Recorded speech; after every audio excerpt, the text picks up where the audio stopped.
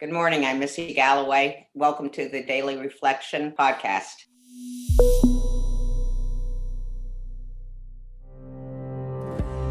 If you asked me to paint a wall, I could do that. But if you said, well, get rid of your jealousy, I really couldn't do that without asking in the seventh step really for higher power to help me with that.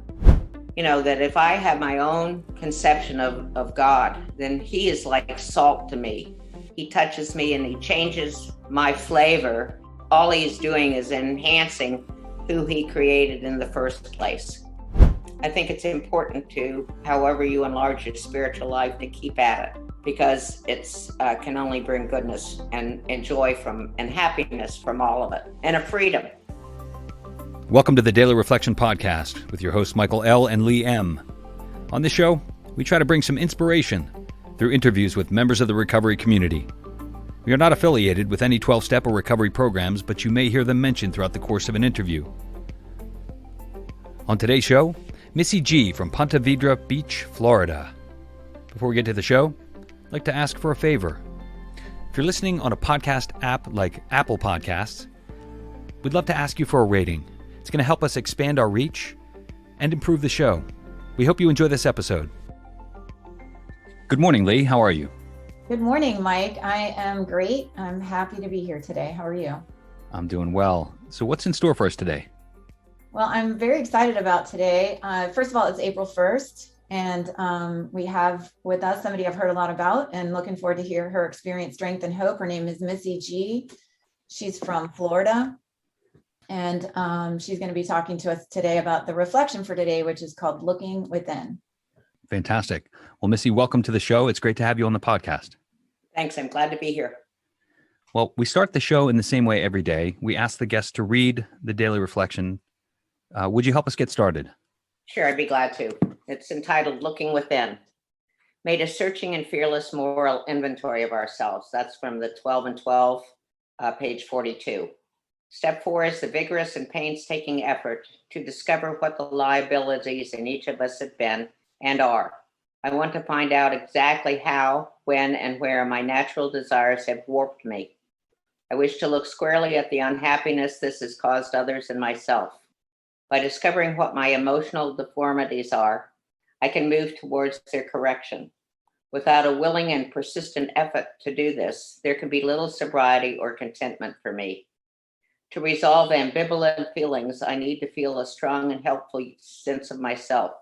Such an awareness doesn't happen overnight, and no one's self-awareness is permanent. Everyone has the capacity for growth and for self-awareness through an honest encounter with reality. When I don't avoid issues but meet them directly, always trying to resolve them, they become fewer and fewer. Thank you for reading that, Missy. And, before we get started, what's your sobriety date? April 29th, 1987.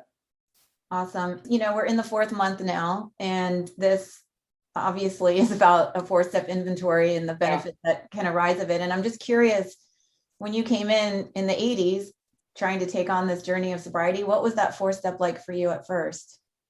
Really didn't realize what it meant. I was looking forward to telling everybody how mistreated I had been. So I thought that was going to be my opportunity to do that. I had no idea what a fearless moral inventory of myself really entailed, because I was so embroiled in selfishness and self-centeredness that I didn't know what it was. Really, I didn't. But I was very comfortable as it talks about moral inventory of myself. I was so insecure emotionally that I thought that it was going to be an opportunity to parrot back what I had been told about myself, that I was fat, that I was unattractive and stupid. And that's so I thought that was going to be that's what it was going to be like. And I was well versed in being able to tell myself those things. That's what I thought a moral inventory was going to be. It was all negative stuff, because I think alcoholics, I think negatively even about positive stuff, and that's what I was doing. Looking at the reflection, it talks about emotional deformities. Yeah, I love that, don't you? Yeah. Tell me a little bit about that. I mean, First of all, I mean, it sounds pretty harsh, emotional deformity. Yeah. And then it talks about correcting them. How does that sit with you? I thought, I really didn't know what the third column was about. I had no idea about self-esteem, personal relations, ambitions. I thought all of them were financial. I didn't know that they were deformities, and I certainly didn't know about the fourth column. About the third column was about my ego, and I really didn't know what they were about. So I thought that my emotional deformities were actually the things that I had done that I was ashamed of, the specific acts. I didn't realize that they were talking about the nature of my wrongs, like it talks about in the fifth step. I thought that they were talking about specific things, like I stole from my husband, or I lied, or I've had affairs, or things like that. I didn't know that they were really talking about self-centered fear and pride and lust and envy and greed and all of those seven deadly sins. I wasn't uncomfortable about talking about that, but finding really what the cause behind them was brand new to me. So that's what I thought emotional deformities were the actual incidents, the actual actions, not what provoked the actions. I love what you're sharing, because I actually came into the rooms of Alcoholics Anonymous like 6 or 7 years before I actually did get sober, and I saw the steps on the wall. Mm-hmm. And I thought that step 4 and 5 was an actual confession of my sins. Like, I thought that I was going to have to list all the stuff that I had done, and I left and never came back for 6 or 7 years until the desperation grew severe enough that I was willing to do it. But I love what you're saying. Can you talk to us a little bit more about what you did discover? I did my fourth step with my sponsor here in Florida first, and I remember her wanting to get on our knees and say the third step prayer before we did the fourth step, and I remember being embarrassed to do that, even though nobody was watching. I thought, well, I'm trying to please her. I'll do whatever she wants me to do, but I have no idea what we're doing. And we went through it, and she had given me one of those forms that you check off. So I checked it off. I mean, the different things I checked off that I thought, might apply. But it wasn't until we moved to Ohio, and that I started to go to Oak Street, and I met my sponsor. For some reason, I decided I was going to volunteer down at central office, and I had never wanted to be of service. I never wanted to be useful. But I was going, so I had started to go to meetings late, and I didn't introduce myself, and I was a new person. And every time you move, you have to be a new person all over again. So I went to volunteer, and that's where I found my sponsor, and she was a big book thumper. We started to do a big book, and we did the columns. I would come in whining about what I thought was a problem, and she would not talk to me about the problem until I had it written down on paper with the different columns. We actually, in the central office, we had what we called an inventory chair. And anytime that anybody came in with a problem in a written inventory, we'd sit in the inventory chair, and we'd do the inventory in front of the office, in front of the people in the office. And that gave, I mean, great peals of laughter. And, we had great time doing that, because, of course, everything everybody did was what everybody else had been doing, and everybody else was ashamed. I mean, for God's sake, if it had a name, everybody's done it before. So, I mean, it wasn't something humiliating at that point. And that's where I became comfortable with doing a fourth step. This is not about a confession of sins, but what did you discover that it's actually really about? It's the nature of my wrongs. It's what I found being in the fifth step is, I'm so full of self-will, I am full of self-will, that I thought that I could fix all of these things myself. And when I did the fourth column and realized that, self-centered fear and selfishness and dishonesty were something that I couldn't do myself, and the seven deadly sins, I think, are always under self-centered fear, especially my pride. I didn't realize that, which is the biggest one, obviously, for me. That's when I started to really develop a relationship with a higher power, because I realized that if you asked me to paint a wall, I could do that. But if you said, well, get rid of your jealousy, I really couldn't do that without asking in the seventh step really for higher power to help me with that. And I was completely unaware of those parts of me that I needed help with. Until that time, I really thought I was quite self-sufficient. I was delighted to learn that it worked, and I use it on all kinds of things: smoking and my relationships with my grandchildren and child and husband, and the way I treat people. It talks about in the big book, the inventory is ours, not the other man's. And I realized that most of my resentments, say I've written maybe about 50 or 60 inventories about my parents, and they've been dead for a long time. But I mean, it's over now. I feel absolutely flatline on them. I really do. I wrote so many inventories until I realized that it was me that was telling myself those things. Like I would write an inventory on my dad and I'd say, he doesn't pay enough attention to me, or he doesn't respect my feelings, or, all of those kind of things that I guess everybody feels about their parents. And then my sponsor in Ohio had me turn the inventory around. So the very things that I resented about them, I turned around and realized that I was doing to myself. Like I wasn't paying myself enough attention. I wasn't giving myself enough credit. I was the person who was telling myself all of these things that were not right about me. And I was blaming it on mom and dad or whoever the resentment of the day was that they hadn't done for me. That was a real eye opener too. And today I listen in the meetings and I hear people criticizing or talking or gossiping about other people. And really all they're doing is telling you their inside secrets. It's kind of interesting to hear people talk about other people because they're actually telling you absolutely everything about themselves. And I didn't realize that until I started to do these inventories and do a lot of them in the inventory chair. And I went to a big book meeting every day too, which was helpful. I find so much goodness right in the book for sure. And I love what you're saying about the process, the inventory, feeling uncomfortable praying with someone. But these are the things that really help us get the program and help us get better. I'm curious though, what brought you in to a point where you experienced enough desperation where you fought through that discomfort? Well, I think it helps me become more honest. And I think the more honest you are, the more sane you are.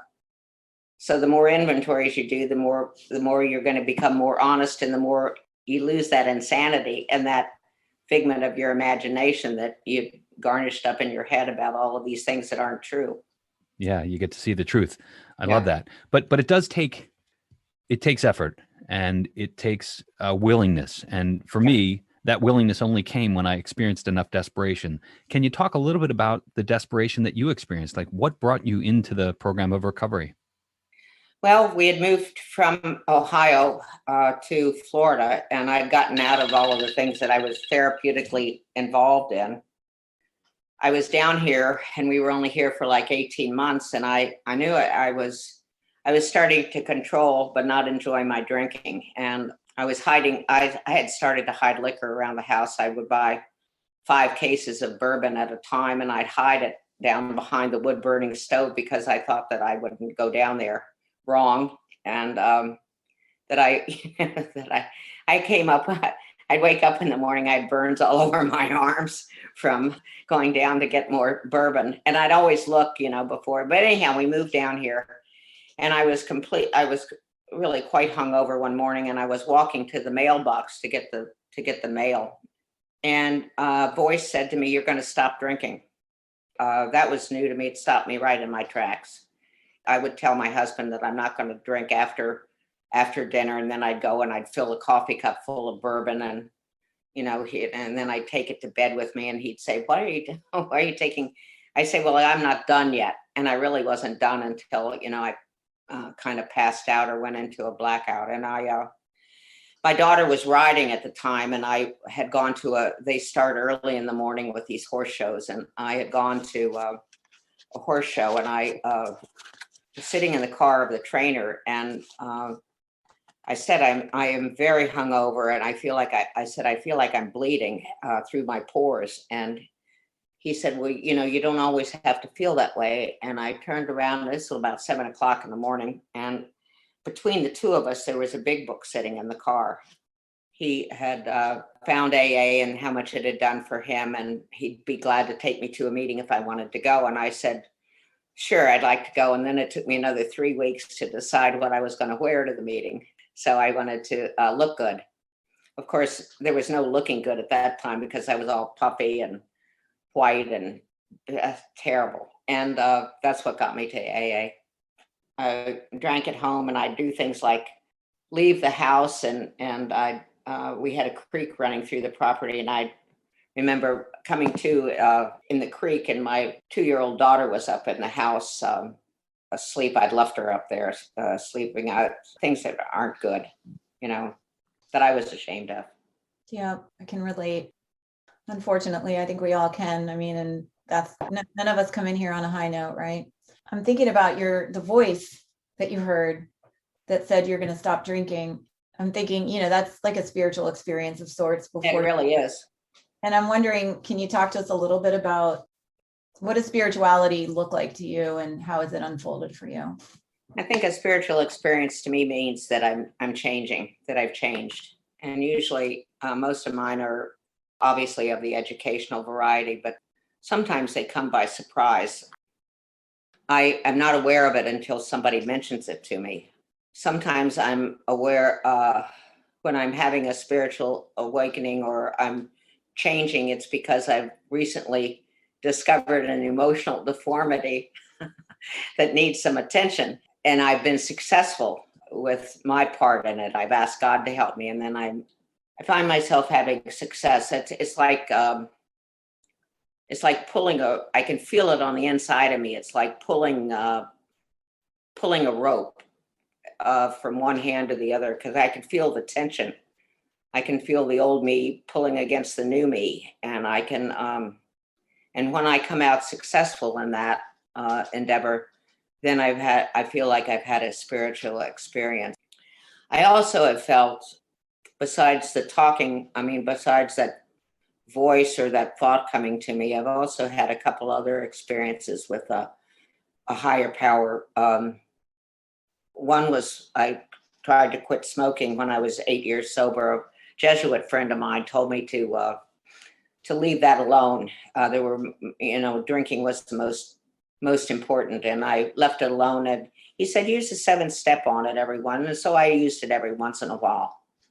That I thought I'd want to quit smoking because that was yet another emotional deformity that that kept people away from me, that I wanted to stop. And so I'd been praying about it, and then I started to take the action of doing that. I went to at that time it was like 5 years ago. And all of that stuff was prescription, the Nicoderm and all of that was prescription. So I went to the Mayo Clinic and talked to them about giving me a prescription, and which they did. And I set a date for the time I was going to quit.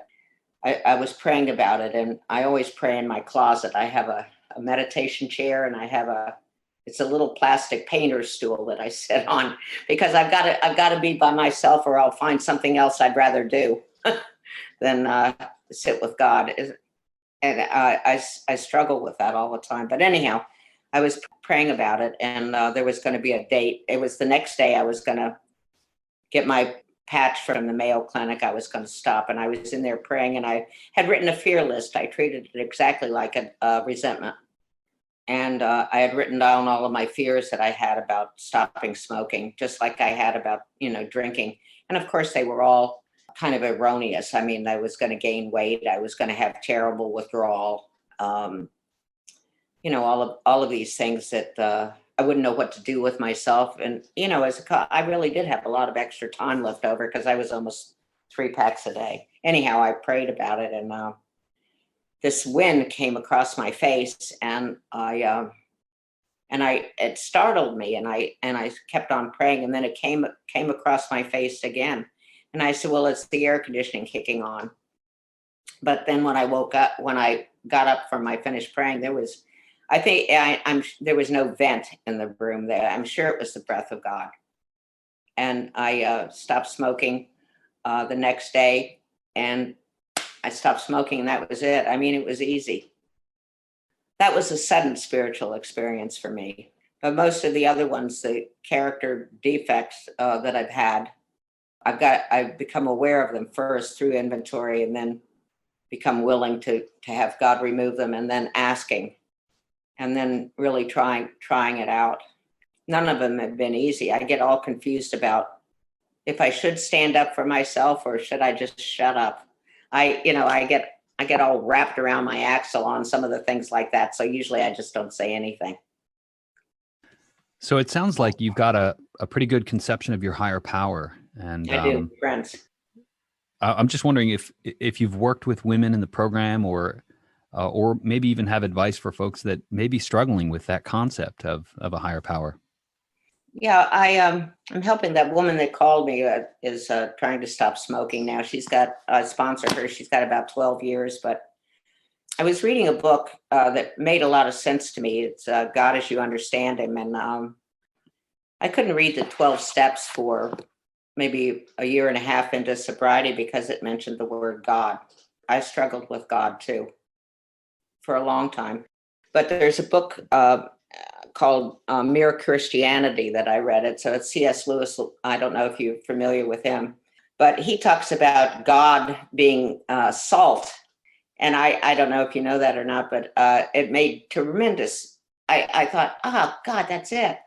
You know, he talked about how salt being such a strong flavor, you would think that it would overpower anything. If you put it on meat, it would taste like that. If you put it in cookies, it would taste like that. If you put it in, vegetables, they would all taste like salt. But in fact, what it does, instead of making everything the same, it enhances everything that it touches. And I thought, wow, what a great conception of a higher power. You know, that if I have my own conception of God, then he is like salt to me. He touches me and he changes my flavor. All he's doing is enhancing who he created in the first place. And I think that that's how I would explain a relationship with a higher power. That is beautiful. And I haven't heard that. I've heard, of course, of C.S. Lewis, but I hadn't heard of that salt imagery in the way that you just described it. And I absolutely love it. You're talking about recovery seeping into all the areas of life, smoking, drinking, a relationship with the higher power of our understanding. And this recovery program can help with anything. Yeah, I used to put a saying or something from the Daily Reflection book, or the 24-hour day book, or the big book, and I used to put it in the console of my car, or I'd put a rubber band around my wrist. And every time I'd look at the rubber band, I'd think, I put that there because I want to remember that God's with me. And today I go along, and my problem is that I go so fast, and I don't want to really slow down physically. It's my self-will that keeps running ahead of me. And I want to slow down enough so I can manage to say thank you during the day, or, ask for help. I went into a meeting. I want to do something at a volunteer thing. And I always close my eyes and ask for help before I do that. Or even if I want to volunteer or speak at a meeting, I always ask, why don't you speak through me? I close my eyes and ask for help. That gives me pretty good perspective of what order things should be in. Is there anything else you'd like to tell the audience before we begin to wrap? If there's confusion in my life and I'm thinking about somebody more often than I should, and I sit down and write it on a piece of paper. I pulled a couple of years ago, I pulled off the side of the road on A1A, and I felt I had nothing to write on except a grocery bag.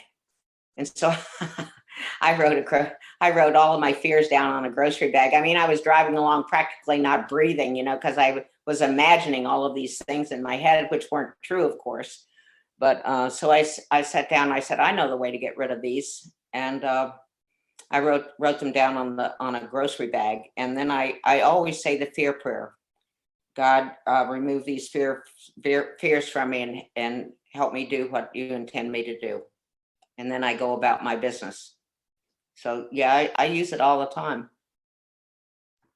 That is such great advice. What I'm loving about this is you have a lot of years of sobriety under your belt, and you sponsor a lot of women. I know that because I've talked to several of them.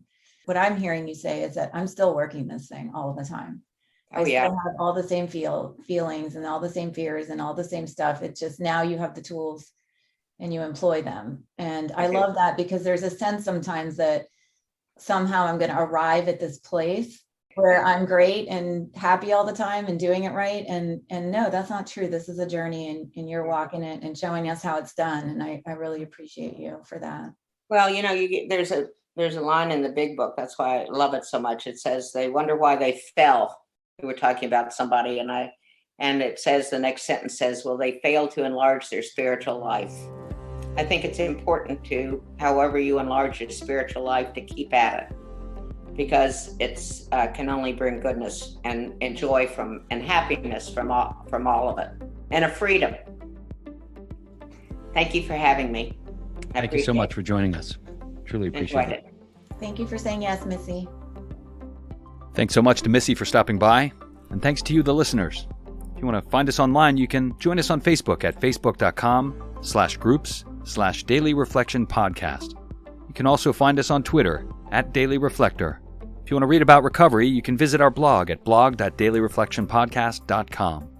Thanks, everyone. Have a great day.